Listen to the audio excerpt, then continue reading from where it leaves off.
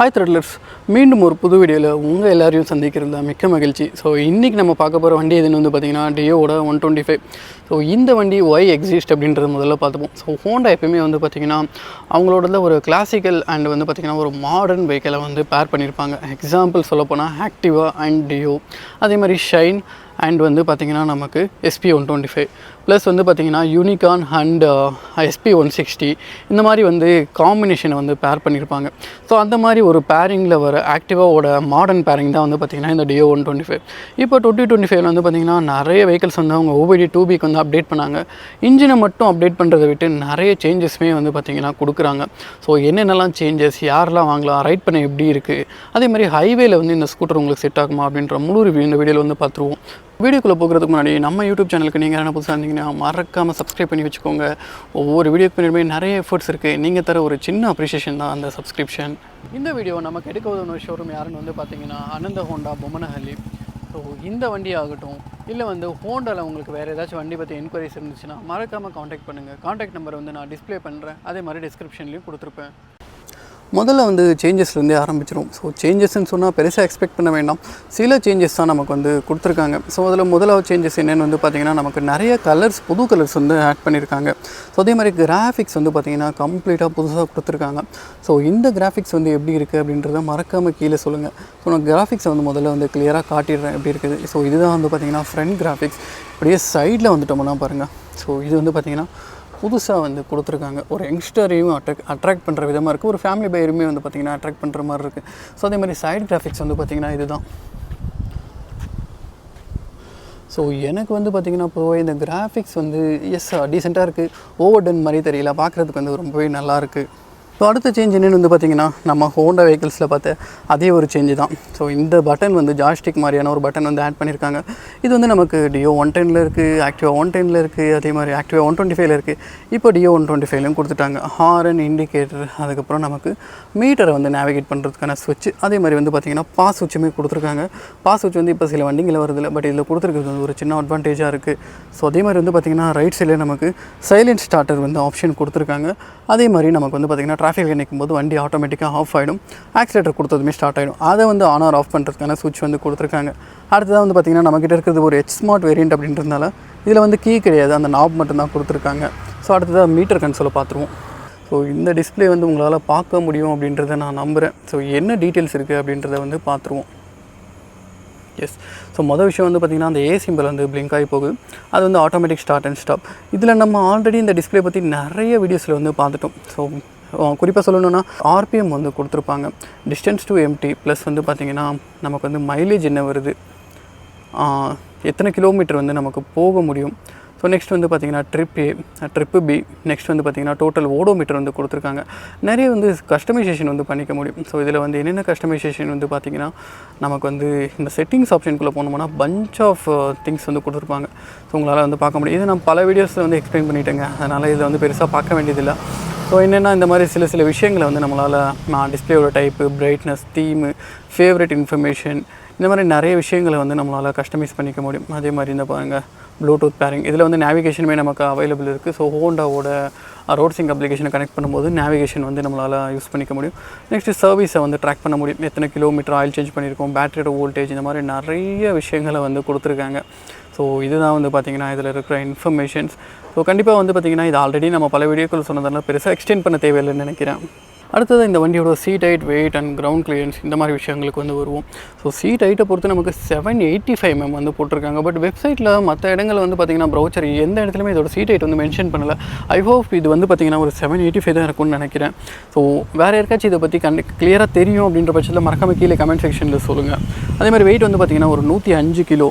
Next வந்து பார்த்திங்கன்னா ground clearance நமக்கு ஒரு 171 mm வந்து கொடுத்துருக்காங்க. என்னை பொறுத்து 160 இருந்தாலே சஃபிஷியன்ட் தான். ஸோ இது வந்து 171 கொடுத்துருக்கிறதுனால நமக்கு மோர் தென் சஃபிஷியன்ட் அப்படின்னு சொல்ல முடியும். ஃபியூவல் கேப்பை பொறுத்து நமக்கு ரியரில் தான் கொடுத்துருக்காங்க. ஒரு 5.3 லிட்டர். இதிலலாம் வந்து பார்த்திங்கன்னா எந்த ஒரு சேஞ்சஸுமே கிடையாது, அதே ஒரு ஃபியூவல் டேங்க் செட்டப் தான். ஸோ ஒரே ஒரு விஷயம் மட்டும் என்னென்னு வந்து பார்த்திங்கன்னா இதில் ஃபிட் அண்ட் ஃபினிஷ் வந்து நான் ஆல்ரெடி வீடியோஸில் சொல்லியிருக்கேன். இதை வந்து ஹோண்டா இம்ப்ரூவ் பண்ணால் கொஞ்சம் பெட்டராக இருக்கும் அப்படின்றது வந்து என்னோடய கருத்து. அடுத்ததாக ப்ராக்டிகலிட்டியை பொறுத்து நமக்கு இங்கே ஒரு டைப் சி சார்ஜர் வந்து இருக்குது. ஸோ இந்த இடத்துல வந்து பார்க்க முடியும். இந்த இடத்துல வந்து நம்ம டைப் சி மொபைலை வந்து சார்ஜ் பண்ணிக்க முடியும். நெக்ஸ்ட் வந்து முன்னாடியே ஒரு சின்ன க்ளோ பாக்ஸ், ஒரு 1 லிட்டர் வாட்டர் பாட்டிலை வந்து ஹோல்ட் பண்ணிக்கிற மாதிரி கொடுத்துருக்காங்க. ஸோ இதை வந்து மேபி ஒரு க்ளோஸ்டு க்ளோ பாக்ஸ், இந்த சுசுகி குரூப்லலாம் வருது இல்லைங்களா, அந்த மாதிரி கொடுத்துருந்தா ஒரு பெட்டரான ஆப்ஷனாக இருந்திருக்கும். ஸோ கீ ஸ்லாட்டை பொறுத்து ஒரு மல்டி ஃபங்க்ஷன் கீ தான். ஸோ நம்மளால் இங்கே கீ ஆன் பண்ணிவிட்டு ஃபியூவல் லைட்டையும் ஓப்பன் பண்ணிக்க முடியும். அதே மாதிரி நமக்கு சீட்டையும் வந்து இங்கேருந்து ஆக்சஸ் பண்ணிக்க முடியும். ஸோ இந்த அண்டர் சீட் ஸ்டோரேஜை பொறுத்து ஒரு 26 லிட்டர் இருக்கும்னு நான் நினைக்கிறேன். ஏன்னா பழைய ரிவ்யூ பண்ணும்போது நான் சொன்னதான் ஞாபகம். பட் ஹேஸ் ஆஃப் நோ வந்து எனக்கு கிளியராக இந்த விஷயம் வந்து தெரியல. பட் ஃபுல் ஃபேஸ் ஹெல்மெட் மட்டும் வைக்க முடியாதுன்றது என்னால் கிளியராக சொல்ல முடியும். ஒரு ஆஃப் ஃபேஸ் ஹெல்மெட் வந்து கேரி பண்ண முடியும். ஸோ அதே மாதிரி வந்து பார்த்திங்கன்னா ஃபியூவல் லிட் நான் ஆல்ரெடி சொன்ன மாதிரி ரியரில் வந்து கொடுத்துருக்காங்க. ப்ராக்டிகலிட்டி பற்றி பேசும்போது முன்னாடி வந்து பார்த்திங்கன்னா ஒரு சின்ன கேரி பேக் ஹோல்டர் வந்து இருக்குது. இதில் வந்து நம்மளால் கேரி பேக் வந்து இது பண்ணிக்க முடியும். ஸோ இதை வந்து பார்த்திங்கன்னா ஜஸ்ட் மேலே வந்து ட்விஸ்ட் பண்ணிவிட்டு இதிலேருந்து நம்மளால் கேரி பேக் மாட்டிக்க முடியும். அதே மாதிரி இந்த சீட்டு கீழேயுமே வந்து பார்த்திங்கன்னா சின்ன ஒரு கேரி பேக் ஹோல்டர் வந்து கொடுத்துருக்காங்க. டயர்ஸ், பிரேக், சஸ்பென்ஷன்ஸை பொறுத்து ஆல்மோஸ்ட் அதே தான். நமக்கு ஃப்ரண்ட்டை வந்து பார்த்திங்கன்னா ஒரு 19/90/12 வந்து கொடுத்துருக்காங்க. 190 mm டிஸ்க், பெட்டல் டிஸ்க் கொடுத்துருக்காங்க. ஒரு நல்ல விஷயம். பிரேக்கிங் எப்படி இருக்குன்றது கண்டிப்பாக நான் ரைட்டில் வந்து சொல்லிடுறேன். ரியர் டயரை பொறுத்து நமக்கு 90/110 130 mm ட்ரம் பிரேக் தான். ஸோ சஸ்பென்ஷனை பொறுத்து நமக்கு ஒரு 3 ஸ்டெப் அட்ஜஸ்டபிள். ஸோ இதோட இதுவுமே எப்படி இருக்குது, ஃபீட்பேக் எப்படி இருக்குது அப்படின்றது கண்டிப்பாக ரைட்டில் வந்து நான் எக்ஸ்பிளைன் பண்ணுறேன். அடுத்ததாக OBD 2Bயில் வந்து என்ன மாற்றங்கள், அதாவது இன்ஜினில் என்ன பண்ணியிருக்காங்க அப்படின்றத பார்ப்போம். இன்ஜினை பொறுத்து ஒரு 123.92 cc, பவரை பொறுத்து ஒரு 8.2 PS பழசு இருந்தது. பட் இப்போ வந்து பார்த்திங்கன்னா 8.30, அதாவது 8.30 PS வந்து கொடுத்துருக்காங்க. 6500 RPMல ப்ரொடியூஸ் பண்ணும். ஸோ அடுத்ததாக டார்க் வந்து பார்த்திங்கன்னா பழசு 10.4 Nm இருந்தது. பட் இப்போ புதுசு வந்து பார்த்திங்கன்னா 10.5 Nm ப்ரொடியூஸ் பண்ணும் 5000 RPMல. இந்த இன்ஜின் வந்து பார்த்திங்கன்னா நமக்கு ஓரளவுக்கு லாங் ஸ்ட்ரோக் 50 mm போரும் 61 mm ஸ்ட்ரோக்கும் கொடுத்துருக்காங்க. ஸோ ஆப்வியஸ்லி இது வந்து பார்த்திங்கன்னா பழைய BS4லலாம் ப்ராப்பர் ஸ்கொயர் இன்ஜின்ஸாக இருந்தது. இப்போ வந்து பார்த்திங்கன்னா நமக்கு ஸ்ட்ரோக் லென்த் வந்து இன்க்ரீஸ் ஆகிருக்கு. அதனால் கண்டிப்பாக லோ எண்ட் நல்லாயிருக்கும். டாப் எண்ட் எப்படி இருக்குது அப்படின்றத கண்டிப்பாக நான் வந்து ரைட் ரிவ்யூவில் சொல்கிறேன். ஏன்னா இந்த இன்ஜினோட கேரக்டர் வந்து கண்டிப்பாக ஒரு ராயல் என்ஃபீல்டில் கன்சிடர் பண்ணிக்கோங்களேன். அதோட போர் வந்து பெருசாக இருக்கும், அதாவது போர் வந்து கம்மியாக இருக்கும், ஸ்ட்ரோக் அதிகமாக இருக்கும். அந்த மாதிரியான கான்ஃபிகரேஷன் கொண்ட ஒரு இன்ஜின் தான் இது. அதனால் ராயல் என்ஃபீல்டு மாதிரியே நமக்கு வந்து லோ எண்ட் நல்லாயிருக்கும். பட் டாப் எண்டில் வந்து வைப்ரேஷன் இந்த மாதிரி விஷயங்கள் இருக்கும். ஸோ ஹோண்டா வந்து இதை எப்படி மேனேஜ் பண்ணியிருக்காங்க, ஸோ நமக்கு வந்து சிட்டி அண்ட் ஹைவே 2 இடத்துலையுமே வந்து ஆப்டாக இருக்கா இன்ஜின் அப்படின்றத வந்து ரைடில் சொல்கிறேன். ஃபைனலாக இந்த வண்டியோட வேரியண்ட்ஸ்க்கு வந்து வந்துடும். நமக்கு DLX அண்ட் H Smart அப்படின்ற 2 வேரியண்ட்ஸ் கொடுத்துருக்காங்க. ஸோ 2 வேரியண்ட்ஸோட ப்ரைஸை பொறுத்து நமக்கு DLX வந்து ஒரு 91,649 ரூபாய் எக்ஸ்ஷோரூம் வருது. இதுவே நமக்கு வந்து H Smart பார்த்திங்கன்னா 97,000 வந்து எக்ஸ்ஷோரூம் வருது.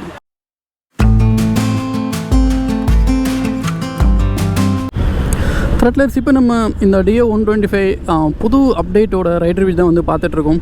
ஸோ எப்படி இருக்குது அப்படின்றது வந்து பார்த்துருவோம். ஸோ நம்ம ரைடு எப்படி இருக்க போதுன்னு வந்து பார்த்திங்கன்னா கொஞ்சம் சிட்டி, அதுக்கப்புறம் வந்து பார்த்திங்கன்னா ஒரு ஃப்ரீ ஹைவே கிடைக்கும். அந்த ரெண்டுத்துலேயும் என்னோடய இம்ப்ரெஷன் எப்படி இருக்குது அப்படின்றத வந்து சொல்லிடுறேன். So first thing, initial punch வந்து பார்த்திங்கன்னா வண்டியில் ரொம்பவே நல்லா இருக்குங்க. நானும் வந்து கூட பார்த்திங்கன்னா நிறைய வந்து ரீசெண்டாக சுசுக்கியோட அந்த இன்ஜின் இஷ்யூஸுக்கு அப்புறமா, அதாவது மேஜர் அப்டேஷனுக்கு அப்புறமா நிறைய பேர் வந்து ஸோ இப்போதுக்கு வந்து சுசுக்கி வந்து ப்ரிஃபர் பண்ண வேண்டாம் அப்படின்ற மாதிரி நான் சொல்லியிருந்தேன். ஸோ அதனால் வந்து அதுக்கு மாற்றாக நிறைய பேர் வந்து ஸ்கூட்டர் கேட்குறப்போ நான் வந்து ஹோண்டா குரூப்பில் சூஸ் பண்ணுங்கள் அப்படின்ற மாதிரி சொல்லியிருந்தேன். ஸோ அதனால தான் இப்போ வந்து பார்த்திங்கன்னா இதோட ரைட் ரிவ்யூ வந்து நமக்கு ஹைவேக்கு வந்து செட் ஆகுமா அப்படின்றத வந்து மெயினாக பார்த்துருவோம். ஓகே, சிட்டியில் வந்து பார்த்திங்கன்னா செம்ம பஞ்சியாக இருக்குங்க வண்டி. இனிஷியல் பஞ்ச் வந்து நமக்கு வந்து 110 வந்து கம்பேர் பண்ணும்போது 110 செம்ம ஃப்ளாட் வண்டி. எப்படி சொல்கிறதுனா ரொம்பவே ஃப்ளாட்டாக மூவ் ஆகும். ஸோ மேக்ஸிமம் வந்து பார்த்திங்கன்னா நீங்கள் 110 சூஸ் பண்ணுறதுக்கு பதிலாக 125 சூஸ் பண்ணிங்கன்னா கொஞ்சம் பெட்டராக இருக்கும். மேபி உங்களுக்கு காஸ்டிங்னா ஒரு 10,000 அந்த ரேஞ்சில் தான் வந்து அதுக்கு இதுக்கு வேரியேஷன்ஸ் இருக்கும். ஸோ அதனால் வந்து பார்த்திங்கன்னா நீங்கள் 125 சூஸ் பண்ணுறது பெட்டராக இருக்கும். ஸோ சிட்டியில் எப்படி இருக்குது, ஒரு லேடிஸ் வந்து ஓட்டுறீங்க அப்படின்னா எந்த மாதிரி இருக்குது அப்படின்னு வந்து பார்த்திங்கன்னா கண்டிப்பாக வந்து வெயிட் வந்து ஃபீல் ஆகலை மொதல் விஷயம். ஏன்னா ஸ்கூட்டர் வந்து பல்கியாக ஃபீல் ஆகக்கூடாது, வெயிட் இருக்க மாதிரி ஃபீல் ஆகக்கூடாது. அந்த 2 விஷயங்களும் இந்த ஸ்கூட்டர் வந்து கண்டிப்பாக இல்லை, வெயிட்டாகவும் ஃபீல் ஆகலை, அதே மாதிரி நமக்கு வந்து பல்கியாக வந்து ஃபீல் ஆகலை. ஹேண்ட்லிங் வந்து பார்த்திங்கன்னா ஹேண்ட்லிங் வந்து யூஸ்வலாகவே டியோவில் வந்து ரொம்பவே நல்லாயிருக்கும். டியோ யூஸ் பண்ணுற எல்லாருக்குமே தெரியும். இதுலேயுமே வந்து பார்த்திங்கன்னா ஹேண்ட்லிங் ரொம்பவே நல்லாயிருக்கு. ஸோ சஸ்பென்ஷன், பிரேக்கிங், அதுக்கப்புறம் ஹைவே ரைடிங் வந்து ஷெட் ஆகுமா அப்படின்றத வந்து பார்த்துருவோம். ஸோ மொதல் விஷயம் ஸ்ட்ராங்காக நான் சொல்கிறது என்னென்னா, சிட்டிக்கு வந்து ஆப்டான ஸ்கூட்டருங்க. ஆல்ரெடி நான் ரிவ்யூவில் சொல்லியிருந்தேன். இது வந்து கொஞ்சம் வந்து BS4க்கு அப்புறமா வந்து பார்த்திங்கன்னா ஸ்ட்ரோக் வந்து லென்த் மாற்றிட்டாங்க. அதாவது போரோட சைஸை விட ஸ்ட்ரோக்கோட சைஸ் வந்து இன்க்ரீஸ் பண்ணிட்டாங்க. அதனால் கண்டிப்பாக இன்ஜினோட கேரக்டர் மொத்தமாக வந்து பார்த்திங்கன்னா BS4 Dio ஓட்டுறதுக்கும் BS6 Dio ஓட்டுறதுக்கும் நிறையவே வித்தியாசங்கள் இருக்குது.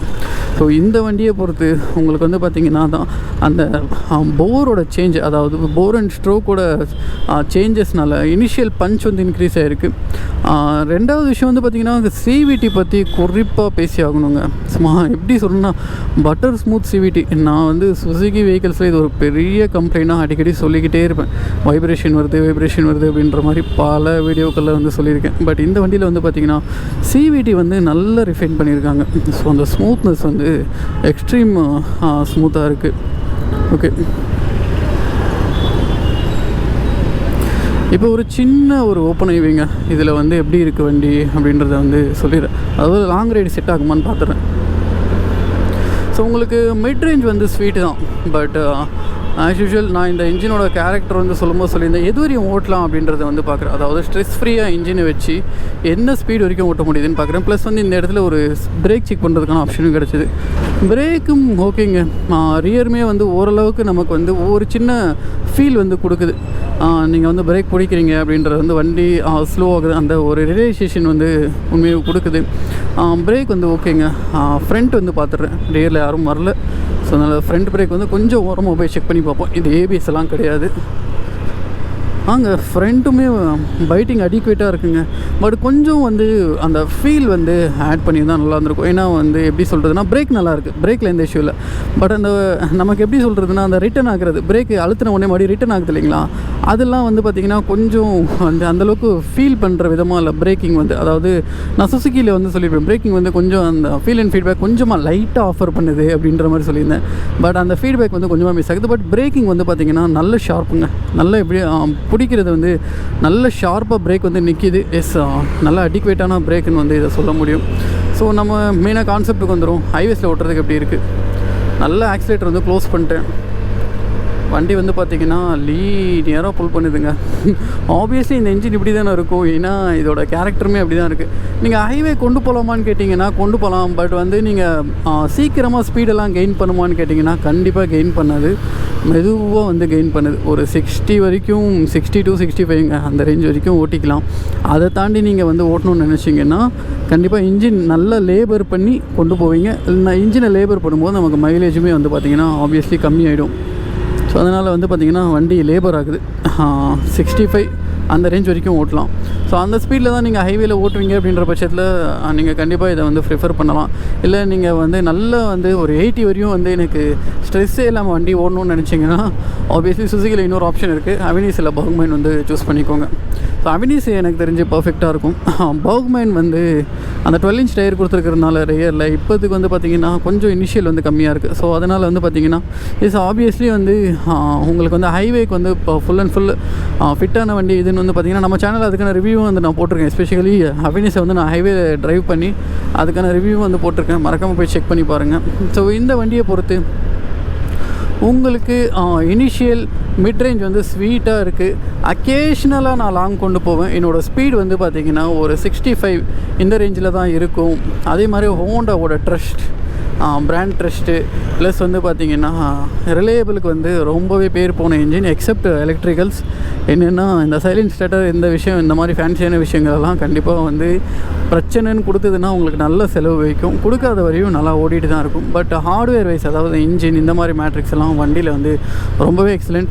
நான் ஆல்ரெடி பல ரிவ்யூக்களில் வந்து சொல்லியிருக்கேன். மற்ற ஸ்கூட்டர்ஸில் எதுலேயுமே இல்லாத ஒரு ஸ்பெஷல் வந்து இதில் இருக்குது. நமக்கு ஆயில் ஜெட் கூலிங் வந்து கொடுத்துருப்பாங்க. போர் லைஃபெல்லாம் உங்களுக்கு தாராளமாக 1 லட்சம் தாராளமாக இந்த ஸ்கூட்டர் வந்து போகும். மற்ற ஸ்கூட்டர் வந்து அதாவது அந்த ஆயில் ஜெட் கூலிங் வந்து கொடுக்காத ஸ்கூட்டர்ஸ் எல்லாம் ஒரு 50-60லேயே வந்து ஆயில் எடுக்க ஆரம்பிச்சிடும், கன்சப்ஷன் ஆரம்பிச்சிடும். மேக்ஸிமம் அதுக்கப்புறம் ஒரு 5000 ஓடிட்டு போர் மாத்திர மாதிரி இருக்கும். பட் இந்த வண்டியில் தாராளமாக நீங்கள் 1 lakh+ வந்து எதிர்பார்க்கலாம். அடுத்து சஸ்பென்ஷன், அதுக்கேற்ற பெட்டர் ரோடு தான் இது. ஸோ சஸ்பென்ஷன் வந்து பார்த்திங்கன்னா சாஃப்ட்வேர் சைடு தான், ஆர்டர்லாம் கிடையாது. ஃப்ரண்ட்டெல்லாம் நல்லாவே சாஃப்டாக இருக்குது. ரியர் வந்து நம்மளால் அட்ஜஸ்ட்டும் பண்ணிக்க முடியுன்றதுனால ப்ரீ லோடர்லேயே வந்து பார்த்திங்கன்னா நமக்கு நல்லா சாஃப்டாக இருக்குது. அதே மாதிரி நான் ஹைவேல ஓட்டும்போது இன்னொரு விஷயம் நான் சொல்ல மறந்துட்டேன். என்னென்னு வந்து பார்த்திங்கன்னா, நீங்கள் நல்ல இன்ஜினை வந்து ரெவ் பண்ணுறீங்க அப்படின்ற பட்சத்தில் எந்த இடத்துலையுமே வைப்ரேஷன் அப்படின்ற ஒரு ஃபேக்டர் இந்த வண்டியில் கிடையாது. So full and full 100% vibration free வண்டி. அதை வந்து உண்மையாக ஃபீல் பண்ணலாம். யூஸ்வலாக இந்த 110cc-லாம் ட்ரம் பிரேக் கொடுத்துருக்கறதுனால என்னென்னு தெரியாது எனக்கு. அந்த வண்டிங்களில் பிரேக் வந்து சுத்தமாக வந்து நல்லா இருக்காதுங்க. பட் இந்த 125 பொறுத்து பிரேக்கிங் செம்மையாக இருக்குது.